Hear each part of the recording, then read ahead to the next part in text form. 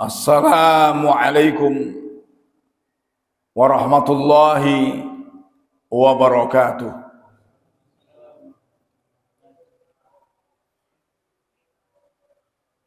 Innal hamdalillah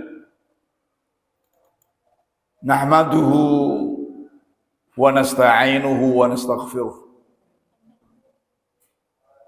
wa na'udzu billahi min syururi anfusina wa min sayyiati a'malina.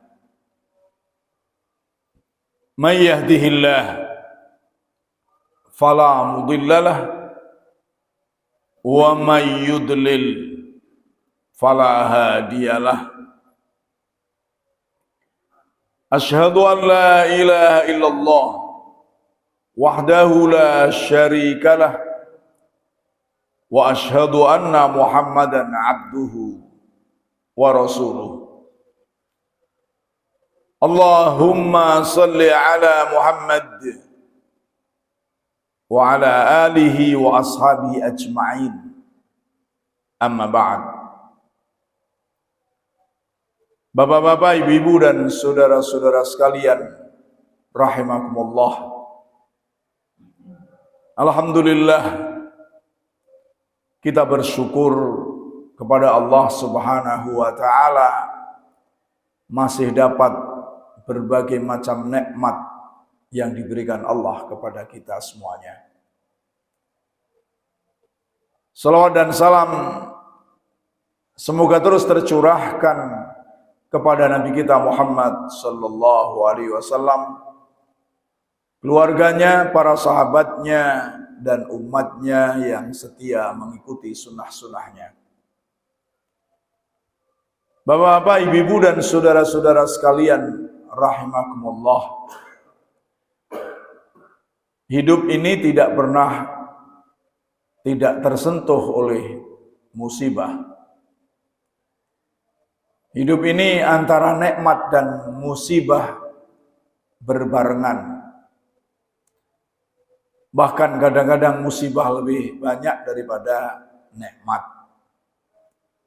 Namun ketika orang bisa menyikapi musibah itu dengan kesabaran, maka musibah pun menjadi nikmat baginya. Karena itu pada pagi ini kita kaji bagaimana kiat meraih kesabaran. Bagaimana agar kita menjadi orang yang bersabar di dalam menghadapi berbagai macam musibah. Karena hakikatnya Allah sudah menjelaskan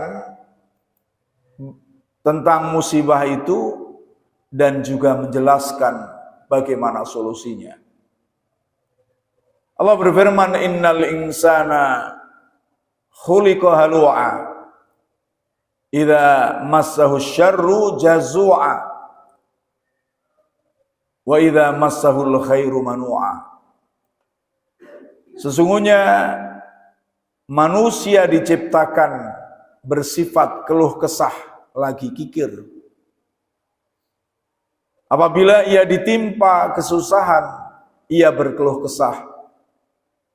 Dan apabila ia mendapat kebaikan, ia amat kikir. Kemudian pada surah An-Nisa ayat 28, yuridullah ayyukhaffifa ankum wa khuliqal insanu dha'ifa. Allah hendak memberikan keringanan kepadamu dan manusia diciptakan atau dijadikan bersifat lemah. Tidak hanya lemah, bahkan bodoh. Di dalam surah Al-Ahzab ayat 72, inna aradnal amanata 'alas samawati wal ardi wal jibal fa abaina an yahmilnaha wa ashfaqna minha wa hamalahal insan innahu kana zaluman jahula. Sesungguhnya kami telah mengemukakan amanat kepada langit, bumi, dan gunung-gunung. Maka semuanya enggan untuk memikul amanat itu dan mereka khawatir akan mengkhianatinya. Dan dipikulah amanat itu oleh manusia. Sesungguhnya manusia itu amat zalim dan bodoh. Amat bodoh. Dari ayat-ayat yang saya bacakan tadi, bisa kita ambil beberapa kesimpulan mengenai sifat manusia. Yang pertama, manusia ini diciptakan oleh Allah di muka bumi ini dalam keadaan lemah. Kelemahan ini membuat keberadaan kita di dunia ini tidak akan lepas dari musibah, persoalan, dan ujian dari Allah Subhanahu wa Ta'ala. Mengatasi air saja sudah lemah. Kalau Allah sudah mengambil rahmatnya, ya, air datang, bagaimana kita akan mengatasi? Ya. Air yang tadinya nikmat, sumber kenikmatan, kalau sudah rahmat Allah itu dicabut, maka menjadi sumber malapetaka. Sumber daripada ujian yang diberikan oleh Allah Subhanahu wa Ta'ala. Coba kita gambarkan atau kita ingat-ingat di Pekalongan pesisir ini. Dulu air sumur itu bisa diminum. Ya. Air sumur bisa diminum, masih bersih. Saya tahun 89 ada di Klego ini, masih bersih air untuk mandi, untuk minum. Kemudian diambil oleh Allah nikmat air itu, dijadikan airnya enggak enak untuk diminum, enggak enak untuk, apalagi untuk mandi, untuk minum. Sudah enggak ada sekarang air sumur untuk untuk minum barangkali di pesisir sini. Sudah air pam semuanya. Air PDAM, air Pansimas, air galon aqua. Lalu kemudian rahmatnya diambil lagi, kasih sayang Allah. Tidak hanya sumurnya, airnya ditumpahkan. Dulu banjir itu barangkali belum tentu 5 tahun sekali ya Pak Lehan ya yang di sini. Ya. Dan begitu hujan ya habis airnya, tidak menggenang seperti sekarang. Mestinya kita belajar bahwa ini adalah merupakan ujian dari Allah Subhanahu wa Ta'ala. Ternyata kita ini lemah. Ya. Dan lemah itu banyak musibah yang menimpa.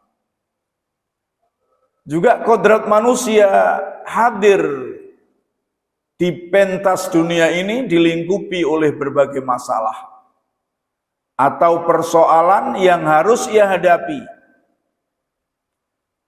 Dari setiap langkahnya, setiap lintasan pikirannya, dari baru bangun tidur sampai tidur kembali, itu kodrat manusia adalah dilingkupi berbagai masalah.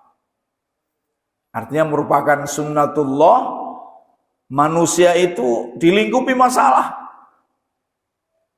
Bahkan tidur sendiri itu menjadi masalah. Orang yang tidur melulu, kepinginnya tidur terus, ngantuk terus, masalah, akhirnya ke dokter juga. Orang yang tidak bisa tidur juga masalah. Padahal tidur kelihatannya tidak masalah.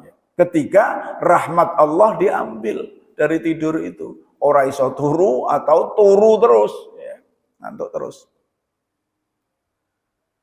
Setiap orang pasti akan bergelut dengan masalah, besar ataupun kecil, sukar ataupun mudah, dari yang sangat membahagiakan ataupun yang sangat menyakitkan. terus ada musibah. Dari yang sangat melegakan ataupun yang sangat menyulitkan.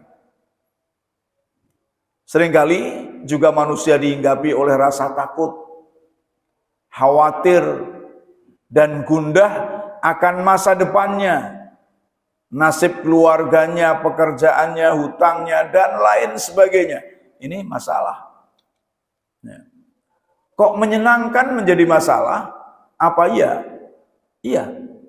Bisa menjadi masalah kalau tadi kasih sayang Allah diambil. Kita punya anak itu senang nggak? Senang ya punya anak. Tapi nek anaknya 10, omahe tipe selikur, ya, rezekine pas-pasan. Anaknya isi cilik-cilik, isi sekolah SD, SMP, SMA. Amben nisuk paling orang ngetokke duit 50.000. Lagu nyangoni si iku sing nggo nyangoni.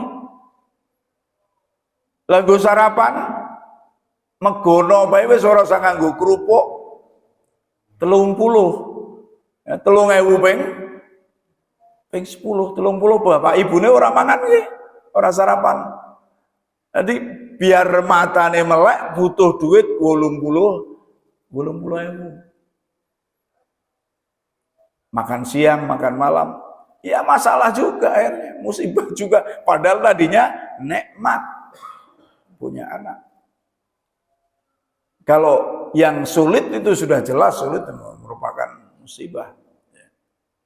Maka Allah menguji kita dengan kebaikan dan kejahatan, dengan yang nikmat dan yang susah. Dua-duanya adalah ujian. Dua-duanya ujian. Kemudian juga dengan kemampuan akalnya, manusia mencoba berusaha keluar dari persoalan-persoalan itu. Namun terkadang manusia terjebak dalam kegagalan, stres berkepanjangan, atau bahkan sampai berujung pada kegilaan, bunuh diri, karena hanya mendewakan akal, kemampuan akalnya. Kemampuan akalnya. Misalnya orang Pekalongan mengatasi banjir, datangkan konsultan dari Belanda, datangkan konsultan dari mana-mana untuk mengatasi negara Republik Indonesia ini. Wis diatasi, dibenteng kanan kirinya. Barang dibenteng, banyune ora iso metu. Nek udan nunggu pompo 3 dino, 5 dino baru asap. Ya manusia dhaif, lemah. Maka Allah berfirman, "Walanabluwannakum bisyai'im minal khaufi wal ju' wa naqsim minal amwali wal anfusi wath thamarat wa basyiris sabirin." Dan kami benar-benar menguji kamu sekalian dengan sedikit, ya, baru sedikit. Menguji kamu sekalian dari sedikit rasa takut. Takut. Orang pesisir takut. 2035 Pekalongan akan tenggelam. Negara yang tempat yang tenggelam pertama kali di dunia adalah Pekalongan. Ini ceritanya apa? Ceritanya orang-orang pinter yang mengadakan penelitian. Aku ya ora percaya. Percaya kepada Allah Subhanahu wa taala. Ya tetap berusaha, tapi nggak usah dikai pusing. Tetap berusaha yang baik. Itu hanya sekedar peringatan, nggak usah dibuat pusing. Jadi sedikit rasa takut. Kalau kesabaran nggak ada, begitu ada berita penelitian seperti itu, wah bingungnya orang karuan piye. Ya. Padahal berita koyo kuwi amben musim banjir mesti metu. Coba sampean perhatikan, kawit biyen begitu banjir, mesti metu cerita kuwi. Ya mudah-mudahan tidak terjadi. Kalaulah terjadi, memang itu takdir Allah Subhanahu wa taala. Ya.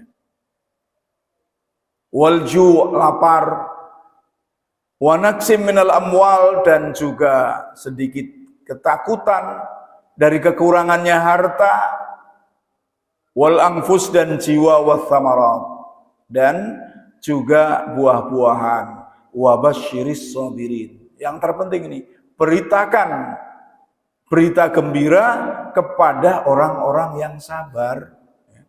Kalau sabar, insya Allah. Sabar itu bukan berarti diam, tapi tetap berupaya. Berupaya. Maka ibaratnya pemerintah membuat benteng kanan kiri, itu juga upaya, namanya tawakal kepada Allah Subhanahu wa taala untuk mengatasi banjir tersebut. Namun sifat sabar dalam diri itu ada. Jangan sampai hilang. Dengan demikian ketika sabar itu ada, tidak akan merasa gundah, tidak akan menyalahkan orang-orang yang tidak bersalah, karena dihadapi dengan kesabaran. Islam menawarkan sabar sebagai bentuk solusi berupa sikap mental ketika berhadapan dengan berbagai masalah. Kedudukan sabar dalam Islam adalah kunci, sangat penting. Ciri mendasar orang yang bertakwa adalah sabar. Bahkan sebagian ulama mengatakan bahwa sabar adalah setengah dari keimanan. Seperti jasad dengan kepalanya. Ini kedudukan sabar secara tasawuf. Tidak ada jasad yang tanpa kepala. Tidak ada keimanan yang tidak disertai dengan kesabaran. Artinya, kalau keimanan tanpa kesabaran juga nggak ada gunanya, tidak menjadikan kita bahagia dengan iman itu. Atau imannya masih dipertanyakan. Allah berfirman, ya ayyuhalladzina amanu ista'inu bis-sabri was-shalat. Innallaha ma'as sabirin. Hai orang-orang yang beriman, minta tolonglah kamu kepada Allah, mohon pertolonganlah kamu kepada Allah, bis-sabri dengan sabar, was-shalat, dan salat. Innallaha ma'as sabirin, sesungguhnya Allah menyertai orang-orang yang sabar. Jadi berupaya yang diridhai Allah dan ada kesabaran. Sabar secara bahasa berarti menahan. Sedangkan secara istilah dimaknai sebagai upaya menahan diri dalam melakukan sesuatu atau meninggalkan sesuatu untuk mencapai ridha Allah Subhanahu wa taala. Maka ada sabar di dalam menjalankan perintah dan ada sabar di dalam meninggalkan larangan Allah Subhanahu wa taala. Sabar menjalankan perintah artinya ketika kita menjalankan perintah Allah, itu banyak rintangan-rintangan. Maka bukan berarti menunda menjalankan perintah, akan tetapi sabar dalam menghadapi rintangan. Meskipun ada rintangan, tetap saja melakukan perintah itu. Itu namanya sabar menjalankan perintah. Ibaratnya kita mau berangkat sholat subuh ke masjid, kebetulan keadaan banjir, mungkin ada yang rumahnya tidak banjir, namun jalannya juga banjir, maka itu rintangan. Ketika kita bersabar dalam menjalankan perintah Allah dan Rasul yang berupa sholat berjamaah, maka sabar, tetap saja berangkat meskipun ada rintangan. Itu namanya sabar. Begitu pula ketika meninggalkan larangan-larangan Allah, juga ada rintangan-rintangan. Maka ketika ada rintangan itu, kita sabar menghadapi rintangan, tetap menjalankan perintah Allah. Tidak mengikuti rintangan tadi. Tidak mengikuti rintangan untuk meninggalkan larangan Allah Subhanahu wa ta'ala. Dan sabar itu merupakan pemberian yang paling tinggi dan harus diusahakan. Rasulullah sallallahu alaihi wasallam dalam hadis muttafaqun alaih Bukhari dan Muslim, suatu ketika ada beberapa orang Ansor meminta sesuatu kepada Rasulullah sallallahu alaihi wasallam. Minta uang, entah minta barang, pokoknya minta sesuatu kepada Rasulullah, fa'atahum. Lalu Rasulullah memberinya. Kemudian minta lagi, maka Rasulullah memberinya.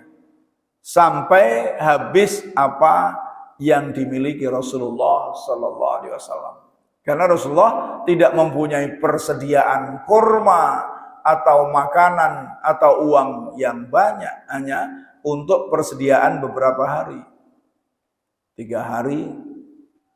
Bahkan suatu ketika Rasulullah nggak punya persediaan sama sekali, sampai 3 hari tidak makan. Dan akhirnya diketahui oleh sahabat, lalu dikasih roti oleh sahabat Nabi Sallallahu Alaihi Wasallam. Ini kesabaran. Sudah minta, diberi lagi, sampai yang dimiliki habis. Kalau kita hari ini minta, ngesuk njaluk meneh, duitnya wis entek yo, ngamuk-ngamuk. Rasulullah sabar. Dan Rasulullah mengatakan bahwa saya sudah tidak punya apa-apa yang saya simpan untuk saya berikan pada kamu. Nah, lalu nasihatnya, wa may yasta'fif yu'affahullah. Barang siapa yang menjaga kehormatan dirinya dari meminta-minta, Allah akan menjadikannya terhormat. Wa may yastaghni yuhnillah. Barang siapa yang menjadikan dirinya kaya, artinya tidak meminta-minta, merasa cukup, maka Allah akan mencukupinya. Wa may yasbir yusabbirullah. Dan barang siapa bersabar, Allah akan menjadikannya dia sabar. Artinya harus diusahakan. Bersabar itu harus usaha, bukan terus wah sabar dewe, bukan, tapi harus diusahakan. Harus usahakan. Nah, nanti akan kita bahas bagaimana caranya. Wa ma u'tiya ahadun min ata'in khairun wa awsa'u minas sabr. Kata Rasulullah, tidak ada pemberian kepada seseorang, tidak ada pemberian dari Allah kepada seseorang yang lebih luas dan lebih baik daripada kesabaran. Jadi kalau kita diberi sifat sabar, maka itu sudah diberi yang terbaik dan terluas bagi kita, diberi oleh Allah Subhanahu wa taala. Kenapa? Karena sabar ini yang akan menjadikan kita bahagia, yang akan menjadikan kita terus istiqamah dalam menjalankan syariat Allah Subhanahu wa taala, istiqamah dalam akidah sahihah, akhirnya kita bahagia dunia dan akhirat. Ya. Ada beberapa cara atau kiat untuk mencapai kesabaran. Yang pertama, secara umum adalah senantiasa berlatih. Berlatih sedikit demi sedikit, sehingga ia bisa menggigit erat dengan gigi-gigi gerahamnya ketika musibah dan fitnah datang kepadanya. Jadi mulai dari yang kecil kita sudah sabar. Mulai menghadapi anak yang masih kecil, yang berbagai macam menggoda kita, anak kita, cucu kita, sabar. Maka nanti kalau kita menghadapi ibu kita, orang tua kita yang sudah pikun, yang kira-kira kurang lebih adalah sama dengan anak kita yang masih kecil itu, menjadi sabar, sudah terlatih. Tapi kalau kita menghadapi anak kita tidak bisa sabar ketika kecil, maka tentunya ketika menghadapi ibu kita, orang tua kita yang sudah pikun, tidak akan ada kesabaran. Tidak hanya itu, ketika kita sudah tua, kita tidak sabar juga. Ya. Akhirnya cucunya, anaknya, isinya dimarahi melulu. Akhirnya anaknya, cucunya yang menjauhi kita. Maka dari itu, sedini mungkin latih kesabaran itu. Ini secara umum. Kemudian Islam juga menjelaskan bagaimana meraih kesabaran dan menundukkan hawa nafsu. Yang pertama, kita harus mengetahui tabiat kehidupan dunia. Kita harus mengetahui sunnatullah di alam semesta ini, tabiat dunia ini. Dunia itu bukanlah surga yang menyenangkan terus, tempat yang abadi. Namun dunia juga bukan neraka yang terus-menerus adanya cobaan dan beban. Hidup ini antara surga dan neraka. Ada nikmat, ada susah. Ada banjir, ada tidak banjir. Ketika kita mengetahui tabiat itu, maka tidak begitu masalah. Tabiat. Misalnya, kita sudah memutuskan bertempat tinggal di daerah pesisir. Ya tabiat daerah pesisir, ya ada rob, ya banjir. Maka ketika rob dan banjir, memang ini tabiatnya daerah pesisir. Kalau kita menentukan milih di pegunungan, ya ada longsor. Ya jalannya terjal, ya jalannya becek. Itu adalah sudah sunnatullah. Ya ketika kita milih di pegunungan, ma'isyah kita adalah pertanian. Yang kadang panen, kadang tidak. Itu nek duwe sawah. Nek orang duwe sawah, orang duwe kebun mumet. Nek ning kota isi ono pembadian, isi ono macam-macam bisa jalan, narik becak isi iso. Nah ning pegunungan narik becak ya ora kuat. Karena terjal sing numpak ya ora ono. Ini adalah harus kita ketahui. Akhirnya ketika kita mengetahui tabiat dunia itu seperti itu, maka akhirnya kita yakin dimanapun ada musibah. Maka Al-Quran di dalam surah Al-Imran ayat 140 mengatakan, Iyam saskun korhun faqad massal qawmu korhum mithluh.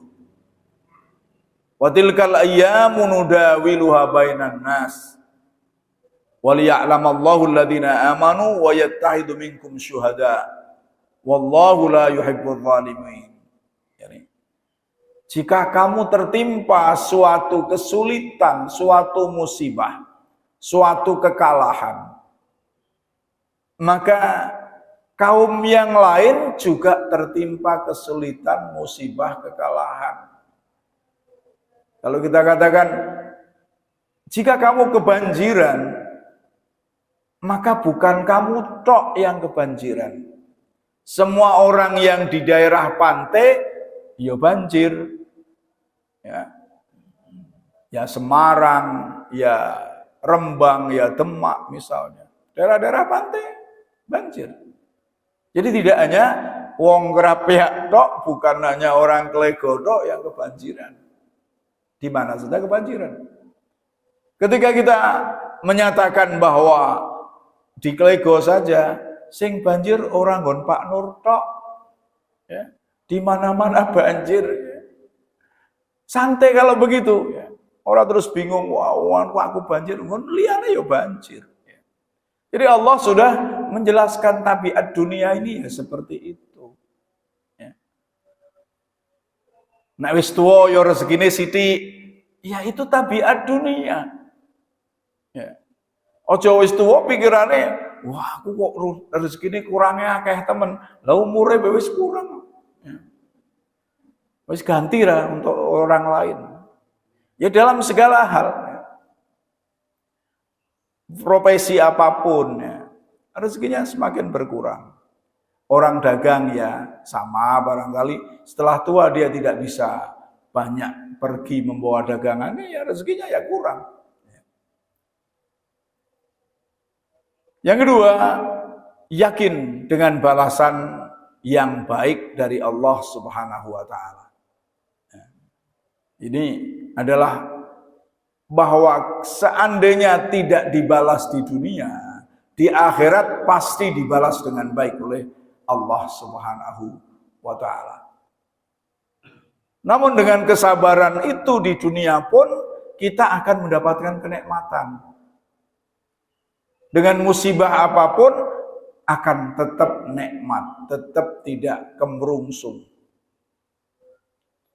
Allah berfirman, "Walladzina amanu wa 'amilus shalihat lanubawwi'annahum minal jannati ghurafan tajri min tahtihal anhar khalidina fiha ni'ma ajrul 'amilin alladzina sabaru wa 'ala rabbihim yatawakkalun." Hai orang-orang yang beriman dan beramal soleh, kami benar-benar akan membawa kamu ke dalam surga. Tempat duduknya di surga, di ruangan-ruangan yang mengalir di bawahnya sungai-sungai. Bukan karena banjir, tapi karena nikmatnya surga, taman-taman surga. Khalidina fiha, yang kekal di dalamnya, itu adalah senikmat-nikmat orang, balasan bagi orang yang berbuat baik, beramal soleh. Siapa? Alladzina sabaru wa 'ala rabbihim yatawakkalun. Yakni orang-orang yang bersabar dan bertawakal kepada Allah Subhanahu wa Ta'ala, mengatasi masalah dengan kesabaran, dengan berbuat sesuai dengan syariah dan berdoa kepada Allah Subhanahu wa Ta'ala. Allah juga berfirman, "Ma 'indakum yanfaddu wa ma 'indallah baq." Apa yang ada di sisimu akan sirna, dan apa yang ada di sisi Allah itulah yang abadi, yang tetap terus-menerus. Baik itu kesengsaraan maupun itu kenikmatan akan sirna, akan habis, akan ditinggalkan atau meninggalkan. Maka ketika kenikmatan-kenikmatan yang kau miliki ini tidak digunakan untuk amal soleh, ya akan sirna semuanya.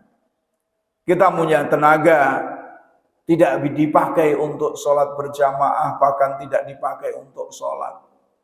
Tenaga habis, nggak dapat apa-apa. Tapi kalau kita sudah menggunakan tenaga kita ini untuk beribadah kepada Allah Subhanahu wa Ta'ala, maka tenaga itu masih ada terus, yakni akibat dari tenaga yang digunakan.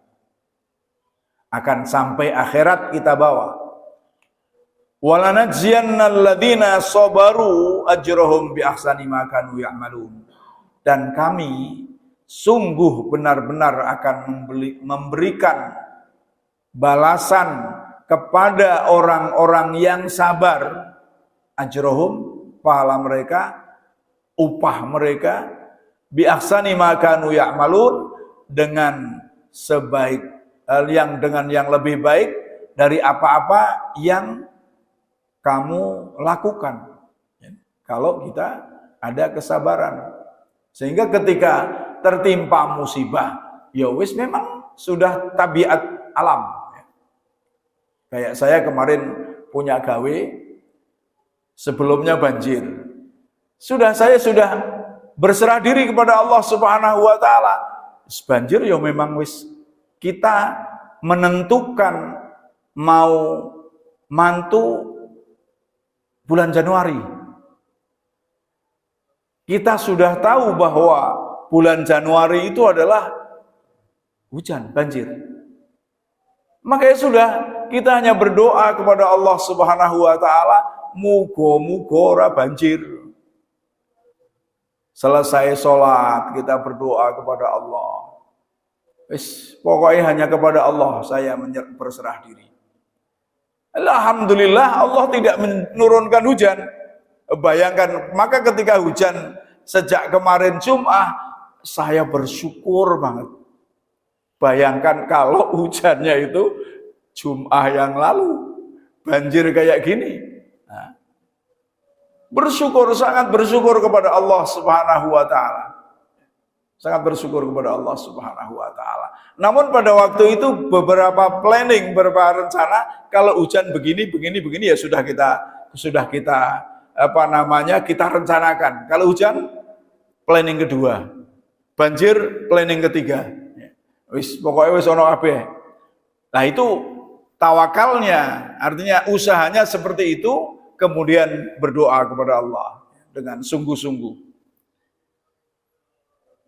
Nah, di sini Allah juga berfirman, "Qul ya ibadilladzina amanu taqu rabbakum." Hai orang, wahai hamba, katakanlah wahai hambaku yang beriman, bertakwalah kepada Tuhan kamu sekalian. Lilladzina ahsanu fi hadid dunya hasanah. Bagi orang-orang yang berbuat baik, yakni beramal soleh, beriman dan beramal soleh, di dunia ini juga sudah akan diberi hasanah, diberi kebaikan oleh Allah Subhanahu wa taala. Di antaranya adalah tidak terlalu susah urip iki. Hidup ini tidak terlalu susah, oleh rezeki orang oleh rezeki tetap aja gembira lah. Ya. Wa ardullahi wasi'ah. Sesungguhnya bumi Allah itu luas. Ya. Bumi itu Allah itu luas. Innama yuwaffas sabiruna ajrahum bighairi hisab. Sesungguhnya Allah akan menepatkan, menyempurnakan orang-orang yang sabar. Menyempurnakan apa? Menyempurnakan pahalanya, menyempurnakan balasannya bighairi hisab, tanpa disangka-sangka, tanpa dihitung-hitung. Ya. Karena apa? Karena beriman, berbuat baik dan sabar. Ini kunci, sabar. Kemudian yang ketiga, memahami hakikat diri dan yang dimilikinya adalah milik Allah Subhanahu wa taala. Allah yang memberikan kehidupan, menciptakan, menyempurnakan, mematikan. Jadi kapan saja diambil oleh Allah, ya kita syukur kepada Allah. Ya. Mengambil hikmahnya. Semuanya adalah milik Allah, baik yang dahulu ataupun yang akan datang. Yang sudah terjadi milik Allah, Allah yang menciptakan. Yang akan datang, Allah yang akan menciptakan. Kita tidak usah menghakimi masa depan saya suram, masa depan anak-anak saya suram. Enggak perlu. Kita perlunya tawakal. Ya. Mendidik anak, mendoakan anak. Sudah. Urusan Allah Subhanahu wa ta'ala. Piye engkau bisa gawe ke omah anake ora perlu dipikir itu. Ya. Kalau memang sudah waktunya dan Allah Allah menolong kita, ya bisa baik kayak omah. Ora usah dipikir aku piye mengko. Maka ketika kita menyadari semuanya ini, mbok duwe anak 10 ya ora susah. Semuanya adalah urusan Allah. Kita hanya berusaha. Misalnya sarapan, ya kalau Allah menghendaki ora butuh duit 50, tapi tuku beras diliwet sambel ke Lombok karo uyah anake ya doyan. Itu namanya pertolongan Allah Subhanahu wa taala. Jadi bisa pengiritan sebesar-besarnya. Ora kudu nganggo megono, sambel uyah pun doyan. Lah iya, ini pertolongan dari Allah. Manusia hanya mendapatkan pinjaman. Jika pemilik mengambil barang yang dipinjamkan, maka sudah selayaknya memberikan kembali apa yang dipinjam tadi. Yang keempat, yakin adanya jalan keluar. Yakin adanya jalan keluar dari Allah Subhanahu wa taala. Fasbir inna wa'dallahi haq.